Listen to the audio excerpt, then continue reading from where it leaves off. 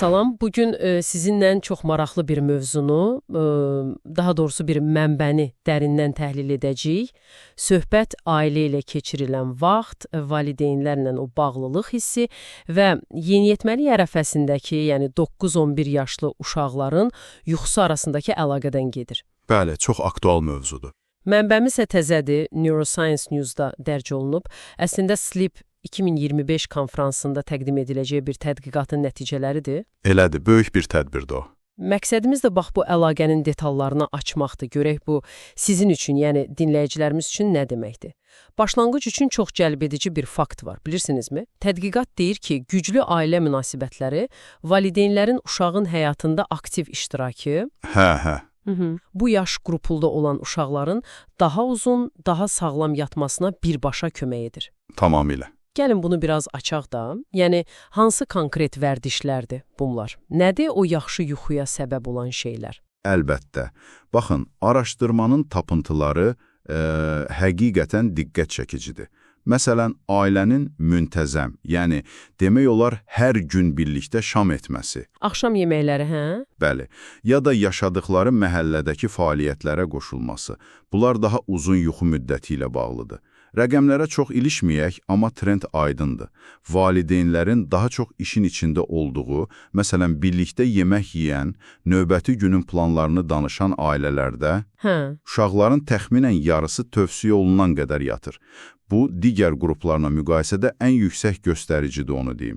Deməli, bu gündəlik, bəlkə də adi görünən şeylər, süfrə arxasında söhbət etmək filan, əslində uşağın yuxusuna bu qədər ciddi təsir edir. Maraqlıdır. Bunun arxasında nə dayanır? Sadəcə bir yerdə olmaq, yoxsa? Yo, təkcə o deyil. Düzənli sualdır. Düzdür, tədqiqat birbaşa səbəb-nəticə demir, amma düşünmək olar ki, bu vərdişlər bir neçə yolla kömək edir. Birincisi, o müntəzəmlik, ailə yeməkləri, söhbətlər, uşaq üçün bir stabillik, bir rejim yaradır. Bu da yuxu üçün vacibdir, bilirsiniz. Aydındır, rejim önəmlidir. İkincisi və bəlkə daha vacibi, bu cür ünsiyyət emosional təhlükəsizlik hissini gücləndirir. Gün ərzində yığılan stresi azalda bilər. Hə, o da var. Bu da yuxuya getməyə asanlaşdırır. Yəni, söhbət təkcə fiziki olaraq bir yerdə olmaq deyil, həm də o keyfiyyətli emosional bağlılıqdır əsas məsələ. Başa düşdüm. Bəs yaxşı, medalın o biri üzü, mənfi təsir edən faktorlar nələrdir? Bəli, tədqiqat bunun tam əksində göstərib. Ailə daxili münaqişələr, gərginlik, ulan əlaqələrə, yəni sosial media, mesajlaşma kimi şeylərə çox vaxt sərf etmək. Hə, ekran vaxtı məsələsi. Bəli. Bunlar hamısı daha qısa yuxu müddəti ilə əlaqələndirilib. Ən aşağı yuxu göstəriciləri, yəni ən az sayda uşağın normal yatdığı qruplar, məhz texnologiya ilə çox əlaqə quranlar, təxminən 40%, və ya ümumiyyətlə zəif ailə dost münasibətləri, az valideyn iştirakı olanlardır. O da təxminən 42%. Bax, işlər burada, necə deyim, həqiqətən düşündürücü olur. Bu sanki bizim dövrün reallığıdır. Texnologiya bir tərəfdən əlaqəni asanlaşdırır, amma o canlı, üz-üzə ünsiyyətin yerini deyəsən vermir. Hətta yuxuya təsir edir. Bəs bu nəticələr nə dərəcədə möhkəmdir? Yəni, tədqiqatın özü barədə biraz məlumat verə bilərsinizmi? Əlbəttə, metodologiya önəmlidir. Tədqiqat, ABŞ-da aparılan çox böyük, uzun müddətli bir layihənin ABCD Study deyirlər məlumatlarına əsaslanır. Təxminən 5000 uşaq iştirak edib. 5000 uşaq, çox böyük rəqəmdir. Bəli, 8-9-11 yaş arası. Təxminən yarısı qızdı, əksəriyyəti ağdərili olsa da, müxtəlif etnik qruplar təmsil olunub. Məlumatlar əsasən valideynlərdən, qəyyumlardan alınıb, sorğular vasitəsilə.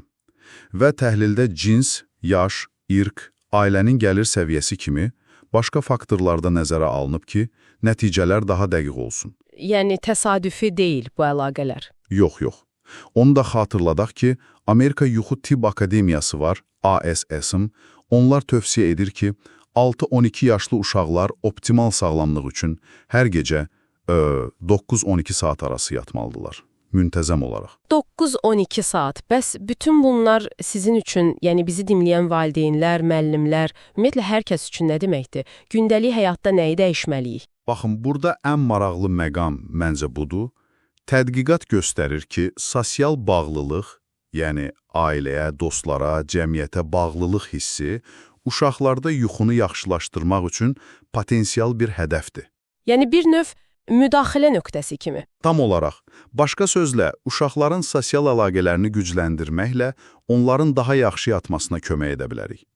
Tədqiqatın aparıcı müəllifi Mari Gombert-Labidens özü də deyir ki, bu qədər fərqli sosial bağlılıq amilinin Ailə yeməklərindən tutmuş, məhəllə işlərinə qədər. Bəli, hamısının yuxu müddəti ilə əlaqəli olması onlar üçün də bir qədər gözlənilməz olub. Bu, gələcəkdə uşaq sağlamlığı ilə bağlı maarifləndirmə işləri üçün çox dəyərli məlumatdır. Deməli, əsas mesajı belə ümumiləşdirə bilərik də, uşaqların normal yatması üçün güclü ailə bağları lazımdır, valideynlər aktiv olmalıdır, keyfiyyətli, canlı ünsiyyət olmalıdır. Tamamilə. Digər tərəfdən də ailədə gərginlik, bir də o ekranlar arxasında çox vaxt keçirmək, bunlar yuxuya mane olur. Elədir. Əgər bunu daha böyük mənzərəyə qoysaq, bu sadəcə akademik bir nəticə deyil axı. Bunun uşaqların fiziki, zehni sağlamlığına, məktəbdəki uğurlarına, ümumi rifahına çox real, praktik təsirləri var. Valideynlər üçün mesaj çox aydındır əslində. Uşaqla keçirilən o keyfiyyətli vaxt, birlikdə yemək, söhbət etmək, gününün necə keçdiyi ilə maraqlanmaq kimi sadə görünən şeylər. Bəli, bəzən çox sadə görünür. Amma onların sağlam böyüməsi üçün həqiqətən çox əhəmiyyətlidir. Bu mənbədə birbaşa yazılmayıb, amma bütün bu söhbətdən sonra ağlıma belə bir sual gəlir.